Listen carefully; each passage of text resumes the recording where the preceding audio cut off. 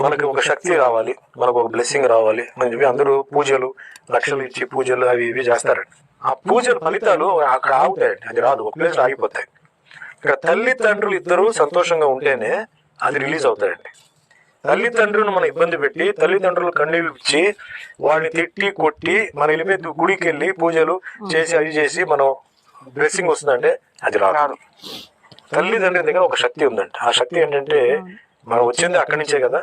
ఆ కడుపులో ఉన్నప్పుడు ఆ తల్లి ఎన్నో దేవుళ్ళకి ఎన్నో గుడికి వెళ్ళి ఎన్నో పూజలు చేసి ఎన్నో బలంగా అసలు ఆవిడ ఆ బలం అంతా అక్కడ మనలో ఉందన్నమాట. సో ఆ శక్తి దగ్గర మనం వెళ్ళిపోయి ఆశీర్వాదం తీసుకొని తండ్రి దగ్గర ఆశీర్వాదం తీసుకొని గురువు మనకి నేర్పే లైఫ్ లో ముగ్గురే మనకి సిన్సియర్ వాళ్ళండి, తల్లి తండ్రి గురు. సో అలాంటి వాళ్ళది ఆశీర్వాదం ఎప్పుడు ఉండాలి కానీ శాపాలు మట్టుకు ఎప్పుడు ఉండదు.